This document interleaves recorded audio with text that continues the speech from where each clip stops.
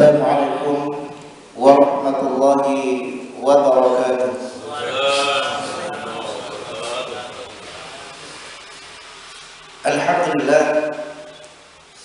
Alhamdulillah rabbil alamin. Nahmaduhu wa nasta'inuhu wa nastaghfiruh. Wa na'udzu billahi min shururi anfusina wa min sayyiati a'malina. Man yahdihillahu fala mudilla lahu wa man yudlilhu fala hadiya lahu. Wa ashhadu an la ilaha illallah wahdahu la syarika lahu. Wa ashhadu anna Muhammadan abduhu wa rasuluh. Allahumma salli ala Muhammad wa ala alihi wa sahbihi ajma'in, amma ba'd. Jamaah salat subuh rahimakumullah, diwakilkan oleh Ibnu Majah dan Imam Ahmad dari Abdullah bin Khubayb. Dia mengatakan bahwa pamannya, yakni Ubaid, dia bercerita, kata pamannya, kunna fi majlisin faja'a an-nabiy sallallahu alaihi wasallam wa ala ra'sihi athar ma'in faqala ba'duna naraka al-yawm tayyiban nabt faqala ajal walhamdulillah. ثم أفاض القوم بذكر الغنى فقال لا بأس لمن اتقى والصحة خير لمن اتقى من الغنى أو كما قال رسول الله صلى الله عليه وسلم. وطيب النفس من نعم. Kata Ubaid, ketika kami sedang duduk-duduk di dalam satu majelis, lalu datanglah Nabi Shallallahu Alaihi Wasallam, di mana di kepalanya masih ada bekas-bekas air. Jadi setelah dia mandi, dia datang. Ketika itu kami, kata Ubaid, itu sedang duduk.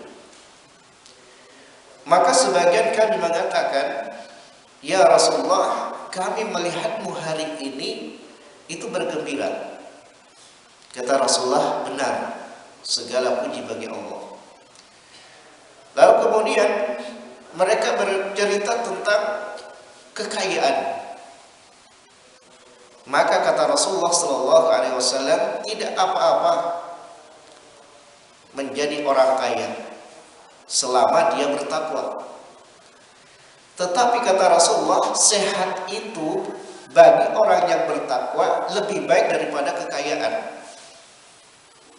Dan sifat gembira dan sifat yang baik, hati yang baik adalah bagian dari suatu keberkahan, suatu kenikmatan. Jamaah sekalian rahimakumullah, mengomentari hadis ini, Al-Imam Nawawi mengatakan bahwa kekayaan di tangan orang-orang yang soleh itu akan menghilangkan kehancuran bagi harta, bahkan akan mendatangkan kebaikan. Tetapi sebaliknya, jika harta itu di tangan orang-orang yang tidak soleh, maka dia akan berusaha untuk mencari harta sebanyak-banyaknya, meskipun jalan yang ditempuh adalah jalan yang haram. Dia akan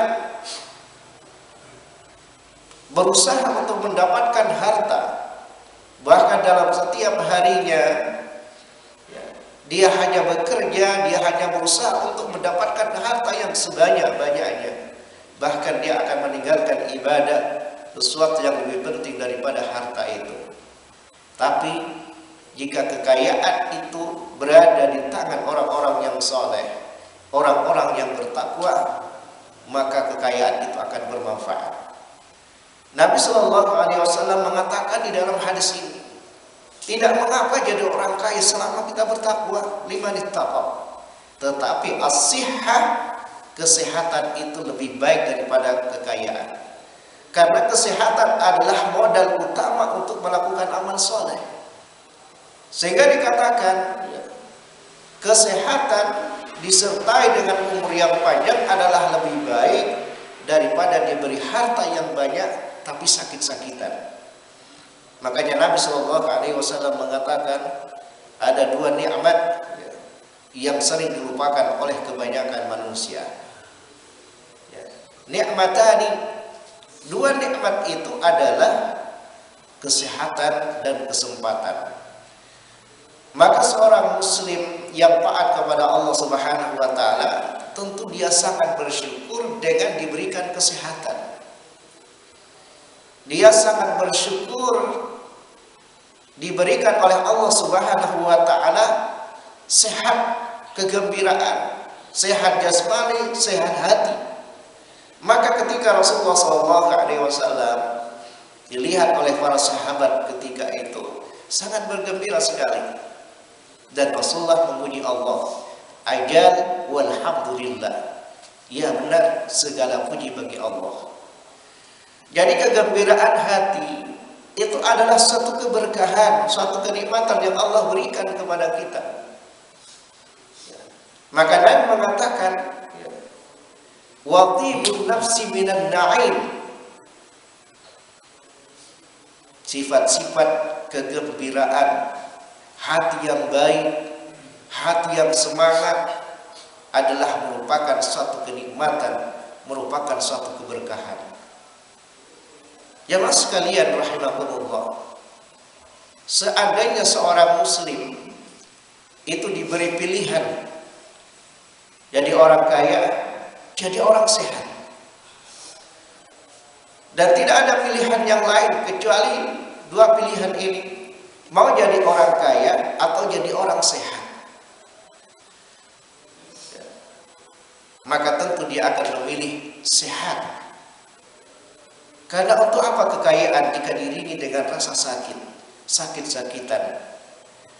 Apalah artinya kekayaan jika kita tidak menikmati kekayaan itu? Apalagi kekayaan itu tidak kita iringi dengan suatu ketakwaan, dengan amal soleh, maka kekayaan itu akan menjadi bala ujian bagi kita. Tetapi jika kekayaan itu di tangan orang-orang yang saleh, orang-orang yang bertakwa, maka kekayaan itu akan bermanfaat kepada banyak orang, bermanfaat kepada agama, karena dia akan menyalurkan kekayaan ini demi kemaslahatan fi sabilillah, di jalan Allah Subhanahu wa taala, yang pahalanya besar, yang pahalanya dilipat gandakan menjadi 700, bahkan dilipat gandakan dengan lipatan yang tidak ada yang mengetahui kecuali Allah Subhanahu wa taala. Jemaah sekalian rahimakumullah, semoga Allah Subhanahu wa taala memberikan kesehatan baik jasmani maupun rohani, dan diberikan oleh Allah Subhanahu wa taala kemauan dan kehendak yang kuat untuk beribadah, untuk menyembah Allah Subhanahu wa taala, sehingga kita termasuk orang-orang yang berbahagia baik di dunia maupun di akhirat. Aqulu qali hadza astaghfirullah li wa lana wa li walidayna wa li sa'iril muslimin min kulli dhanbin walhamdulillahi rabbil alamin. Assalamu alaikum warahmatullahi wabarakatuh.